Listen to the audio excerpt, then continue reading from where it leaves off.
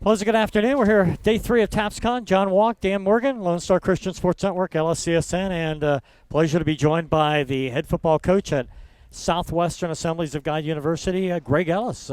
Coach, good to see you. Thank you. Good to see you. You're here to do a football clinic at 1:45 with Coach Daniel Novikov at Parish Episcopal School. Yep. He'll go first. He's obviously going to talk offense, quarterback stuff. I'm going to talk pretty much defensive line play and some pass rushing stuff. So he's setting the quarterback up, and I'm showing him how we can go get him. Okay. I almost like to stick around for that. Kind of exciting. You guys went first year ever as a head coach last year. 7-3. Yep. Got to be pretty excited about that. Yeah, I am. I did coach at a school that is called Texas College. Okay. Yeah. Yep. No. Yep. Yep. And so that they don't give it doesn't receive the support, to say the least. And so I resigned from there, and then God opened the door for me to come to SAGU and be the head coach there, and so. That's where we are now, and like I said, off to a good start thus far. A lot of work to do, and you know how it is. You come and coaches put the bullseye on you because they're like, okay, he had a pretty decent year to start off here, and we know what he's like now, and so we're prepared for a harder road this year. So really, your 3 losses were Ottawa, Arizona Christian, and then of course the really good job that Joe Prudhomme has done at Texas Wesleyan. Correct. And again, I think one of those 2 Arizona teams actually got the playoff bid. Correct me if I'm wrong. From out of the Sooner Athletic Conference. Yeah. And Ottawa is actually not going to be in our conference. Oh, I'm sorry, Arizona is Ottawa, Arizona. One of the Arizona schools is actually leaving the conference. So, we keep pace. We should have a better road to make that playoff bid. So really, it sounds like that the road you got to go through is Texas Wesleyan. Texas Wesleyan.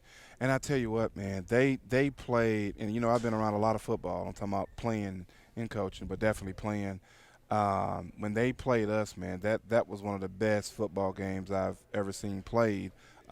By a team. I was just on the wrong side of that one. But I tell you, they were all over the place. It felt like they had 14 kids out there playing against us. And my hat comes off the coach, and he did a great job with those guys, and it showed when they played us. I don't think probably a lot of people understand when you say NAIA where that falls in the landscape. Is everybody NCAA Division I, FCS, but explaining again with somebody like your great collegiate and professional playing background, talk a little bit about and explain where NAIA is kind of in the landscape, because you can really get NAIA can really have some good players. Yeah, and so kind of talk about that, educate us a little bit. Good. All right. All right. Good. Well, I tell people, some people say, well, we're like D2, but we're outside of the box, if you would, when you say D2. The comparison with us in D2 versus comparing us to D3 typically there's no scholarships, right? So in AIA we have scholarships. We do scholarship. Obviously not all the athletes. I mean, D1 doesn't scholarship every single athlete. So we have partial scholarships that we award to our athletes. And so that's what kind of puts us on that playing field as D2, if you would. But again, I say we're D2, but outside of that box of NCAA, that's us. We're in NAIA, if you would. Where are you going from a recruit? I mean, what kind of kids are? I mean, obviously kids can play, but where are you targeting kids as far as to attract them to Southwest Assemblies of God? Well, I mean, Southwest Assemblies of God is a faith-based school, and so we always lead with that, letting them know that we're real big on helping you develop spiritually, and then other than that, you're gonna get a good education. A pretty well-funded school, if you would. We're building a new football stadium currently as we speak. We have the field down. It will have a track. It does have a track around it. We're getting the scoreboard Matter of fact, one of the vendors in here is the company that's doing our scoreboard. Okay. So it's a very progressive school. It's perfect if you're looking for something that's not huge, not 20,000 kids on campus. You're not going to get lost in the shuffle. You're going to get a lot of individual attention, if you would. And so I think it's a good school to go to. I was out there for so a couple of things that, just crazy things I do. So I've been to like over 30 different venues in the state of Texas, see a college football game at, and I'm working the same basketball and baseball. So I was out there this spring. So I've seen the field. So what are you guys going to do? You guys going to bring bleachers in? Yep. And bring until you develop it out. Until you develop it out. But for 2023, you're going to bring bleachers in on. So we won't play. We're not planning to play there this year. So you're still going to play at Lumpkins? Play at Lumpkins. Okay. And they just put the lights up, and so we have regulation lights for football games to be played at night. So that just literally finished going in like last week sometime. So, and I like to brag up on our AD, and he did a great job of leading charge. Him and VP of Advancement Rick Bowles did a great job of helping funds get secured to build that. And I wasn't involved with the decision-making process, but from what I was told, our lights, when they light up, you can control it from its phone, but they change colors. And so you can have, the lights turn to purple.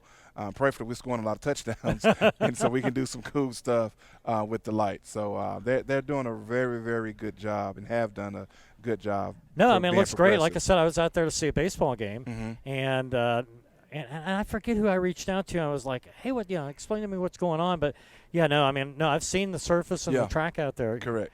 Yeah. What are you going to do for parking? The good job that Rick and Jesse, Dr. Godin, are doing so far. They're gonna need to continue to figure that parking thing out.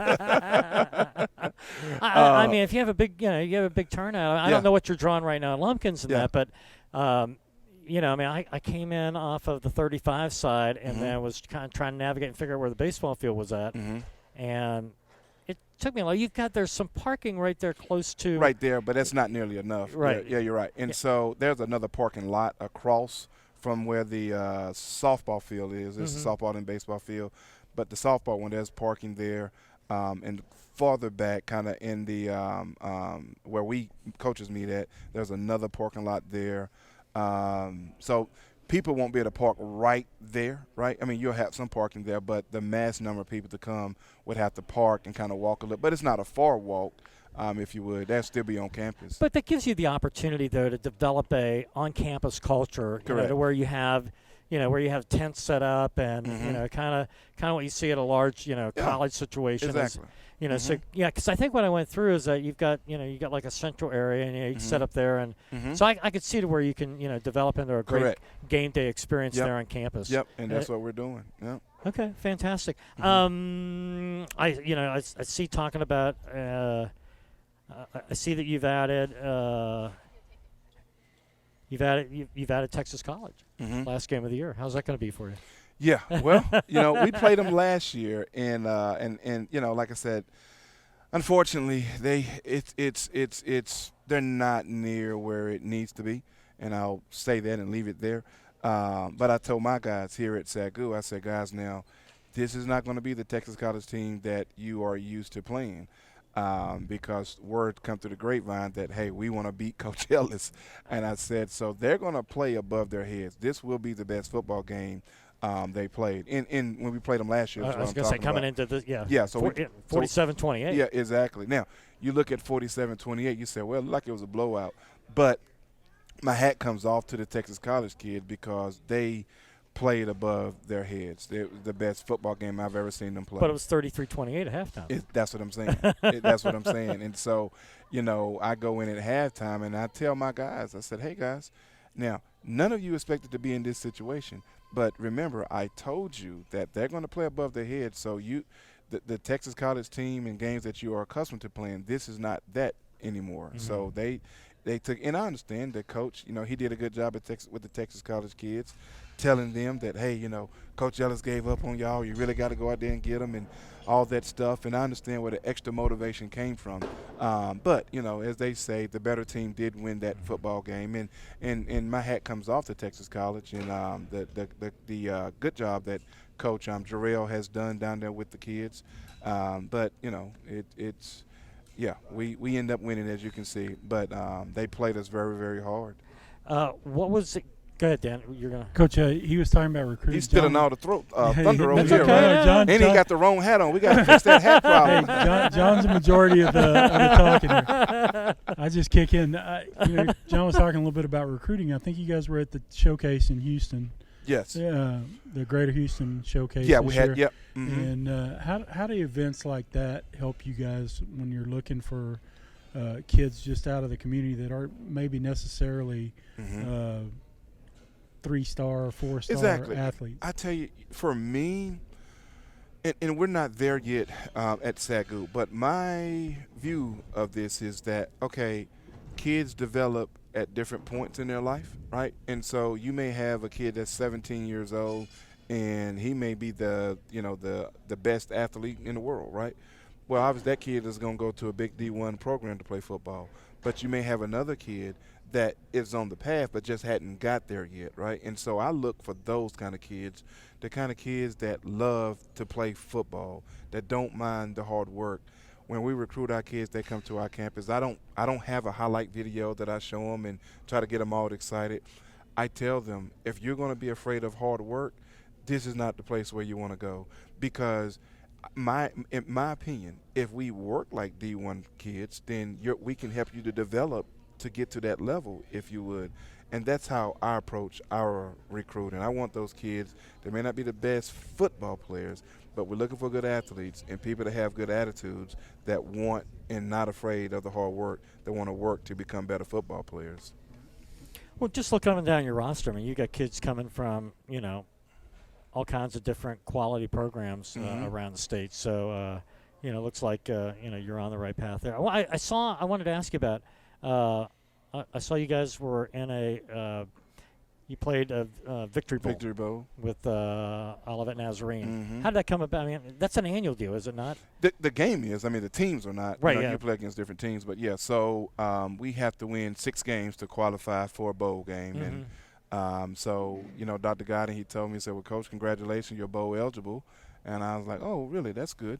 And so we kept winning. We win another game after our 6th game, put us at 7 games. And the opportunity to play all of that, presented itself. And I said, well, I would love to do it if it can happen. And so both teams agreed that, we're bowl eligible. And we have a bowl, the Victory Bowl. And, we ended up playing in it. Disappointing thing, we came up on the wrong side of that one. But, it was a very competitive game, and hat goes off to them. They beat us by 5 points. But it was good to make it. Short of making the playoffs, the NAI playoffs, does it translate over to what we hear from a Division I, and that it's a building block for the next year? Yes, of course. I mean, you get the opportunity to play one more game and Yep. kind of celebrate, but also get a chance to see a quality team that's out of your league. And Yep, and then just like the bowl games that they do in D1 colleges, it's a great opportunity to get some extra practice time in. I mean, you don't got to go out there and bang your guys all around, but the guys that pretty much are going to at least start in that bowl game, you know what they can do. And unfortunately, most of them are going to be seniors, right? Mm-hmm. And so it's like, okay, we know who you are, we know what you got. Probably not likely to lose it this last game, but it gives us an opportunity to get those young guys some real practice reps going against, kind of the 2 or 3 defensive guys going against the 1D offense and vice versa. So you're getting some more reps at those guys in practice.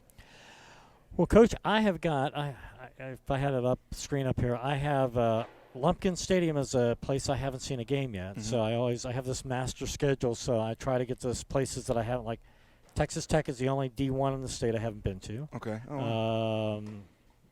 Like I said, I've seen a college game like 30, almost 40 different venues, but so I've got the schedule. I know what it is, but okay. I'm gonna make my best effort to get there this year. I look forward to seeing you and seeing you guys play there. You're not gonna have that hat on, are you? I'll come up with another. There you go. I'll try to come up with something else. Yes, sir. Coach, anything have we missed that anything you want to share again with us about SAGU that we need to share with everybody? Not a whole lot. I mean, just overall, it's a great school, man. encourage, kids to take a look at it, parents to take a look at it, not just for athletics, but I tell our president, I tell our AD, I say, being here is like a breath of fresh air. It's a faith-based school. I'm a Christian. And so if you're looking for that kind of environment, right, if that's important to you, then I would encourage you to definitely take a look at SAGU. Yeah, I had the gentleman who is the athletic director at Bethesda Christian, used to be the SID there, Drew Edwards. Okay. As a matter of fact, when I was there and saw the field, that's who I reached out. Hey, what's going on here? Okay. And then I had a slight interaction with Coach Covarrubias, who I think just left as the cross-country coach there. Okay. Yeah, he did. Yes, yeah, he did. and so he'd put on he went to Texas Western, matter of fact. He put on a half marathon that we ran there so that his kids could run a time to qualify them for the NAIA marathon event. Okay. So, I mean, everything that I've run across from, with SAGU has been great. So yeah, it is. It is. Great place, man. Sure is. Okay. Well, again, thank you for, we're involved to promote private and parochial high school athletics. I mean, we have a strong partnership with TAF. So, I can say thank you for coming here to be a part of and educate to the private and parochial high school football coaches here. And just again, we appreciate you taking time to visit with us. Yeah, man. Thanks for having me. All right. Again, yes, sir. Coach Greg Ellis, the head football coach at Southwestern Assemblies of God University, and gets the opportunity to go heads up against Joe Prudhomme, former Nolan football coach at Texas Wesleyan. There we go. Thanks again, Coach. Yes, sir.